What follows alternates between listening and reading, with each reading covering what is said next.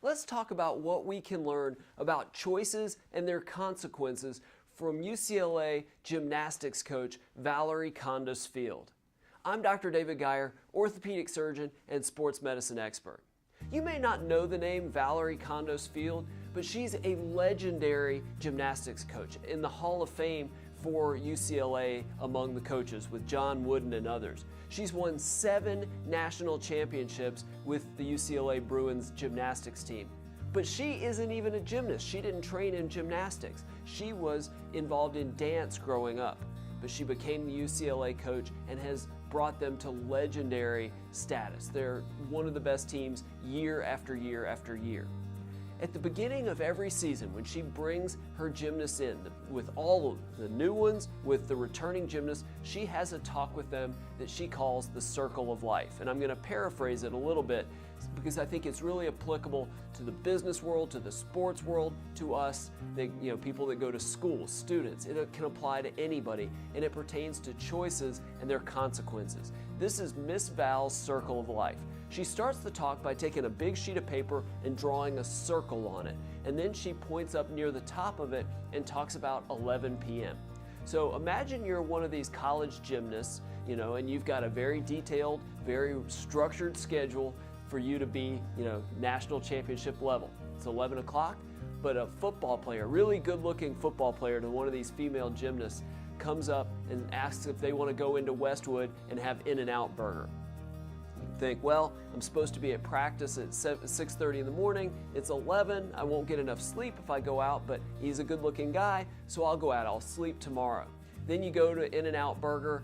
He's trying to bulk up, so he has, the burger, the shake, the fries. You think it'd be awkward to, let him eat alone, so you have a handful of fries. You don't think it's a big deal, but you wipe out all the cardio that you did earlier that day. You get back to the dorm room. It's 1 a.m.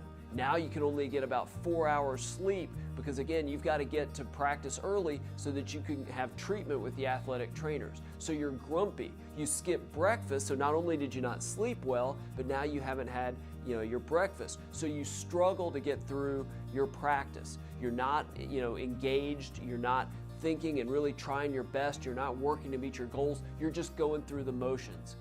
Really not a good day of practice.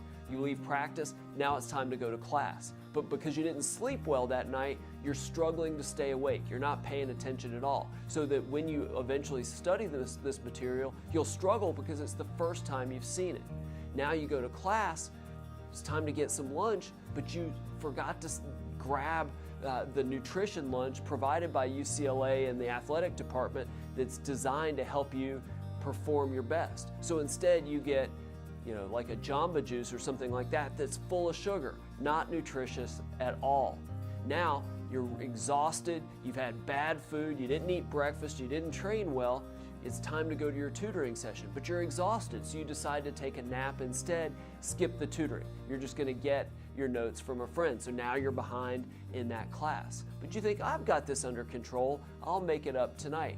Well, then football player then comes by, sees you in the dorm and says, hey, why don't we go to dinner? And you think, well, everybody's got to eat right. I'll go with him to have dinner again somewhere in town.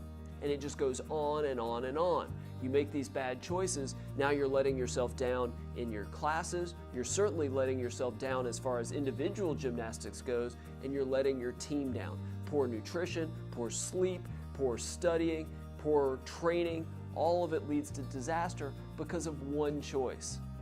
It basically shows that all of our decisions have consequence, but it works both ways. Good choices can help as well. So let's take that gymnast again. Miss Val talks about how, if maybe you decide, no, I'm not going to go with that football player to In-N-Out Burger. I'm going to go and get enough sleep. Show up the next day, have a great performance, get to class full of energy, study well, go to your tutoring session, everything goes great, you're eating nutritious lunches, you're performing your best for yourself and for your team. It works both ways. And yes, the football player is still going to be interested because now you're goal-oriented and you're making things happen. Plus, you turned him down, so he's even more interested. As Miss Val talks about, it's a win-win. Now, that's a long story, and it goes, you think, well, what does this have to do with, I'm not a gymnast. What does this have to do with me? Well, it's perfectly applicable to the business world.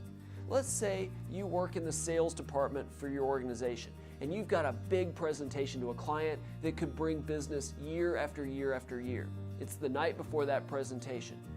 Coworkers ask if you want to go out and you think, oh, I'll just go relax.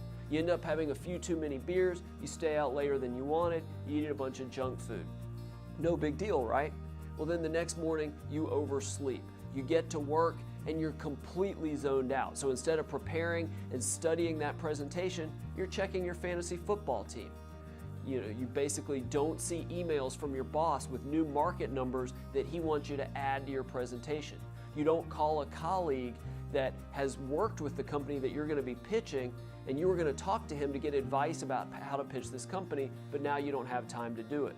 In your hurry to leave, because you leave 5 minutes before the presentation, you grab the handouts from your secretary only to notice that there's major mistakes in them, but now it's too late to fix them. You're exhausted, you didn't eat well, you're not prepared, so you grab a huge coffee with extra shots of espresso. You go to give your talk, but you're all jittery from all the caffeine and the lack of sleep and the lack of preparation. You race through the slides and you realize, I don't know these numbers as well as I should.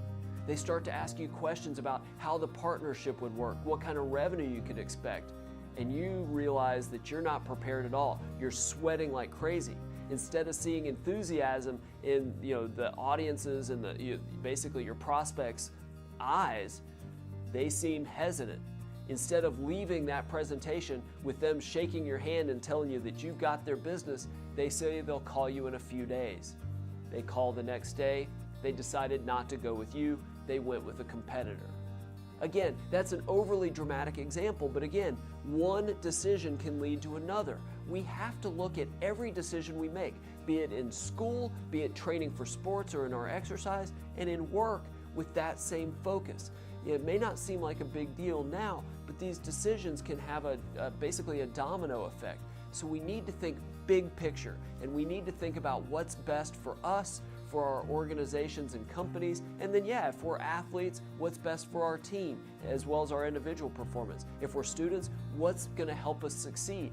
Seemingly insignificant decisions can have a grand effect if they sort of follow into a pattern of either really good or really bad decision making. So let's choose to make good decisions, and we can be champions in sports, business, and life.